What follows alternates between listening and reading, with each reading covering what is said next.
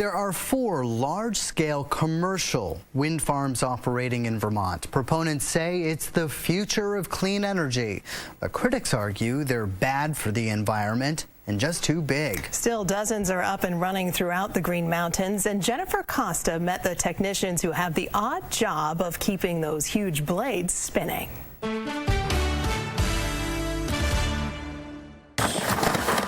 With his toolbox and harness in hand, Caleb Cristofolini is ready for another day on the job.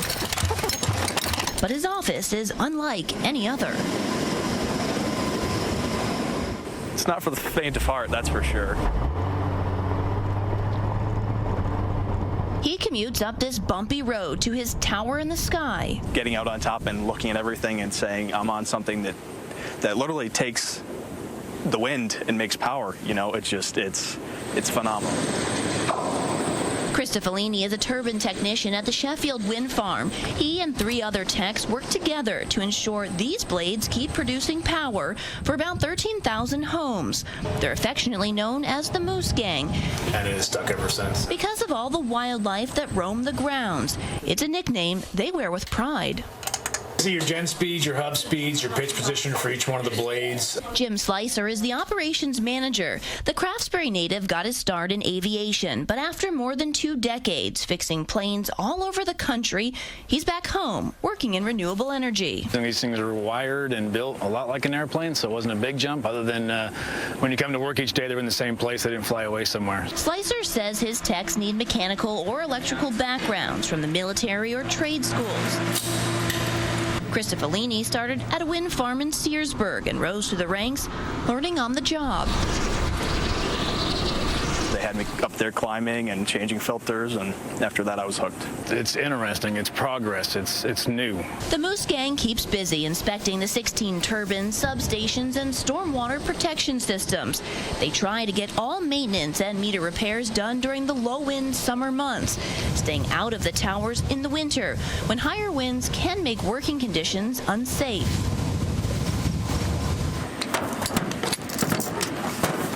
But like anything mechanical, breakdowns are unpredictable. And since those broken parts can't go down to the shop, the technicians and their tools must go up, 300 feet up. Their huge toolbox is hoisted through the air by a crane to the top of the platform. But getting themselves up there requires a bit more work. The technicians have to hoof it up a 276-rung ladder, a climb that takes about 10 minutes. It's not so much a fear of height, it's more of a respect for heights. If you respect it and trust your gear, there really is no fear of heights. They keep their climbing gear in tip-top shape, always harnessed and clipped in to prevent falls from the harrowing heights. He's crazy. That's why the team was so stunned by this drone video that caught a monk sunbathing last week on a Rhode Island wind turbine. One false move, and he's done. But they confess the views from the top are pretty irresistible. I mean, you can go up there and take a picture every single day, and you'll never have the same picture twice. Slicer has snapped more than 1,200 photos, capturing foliage, winterscapes, and sunsets. Well, considering my office is 300 feet off the ground, I'd probably have to consider it a little bit odd.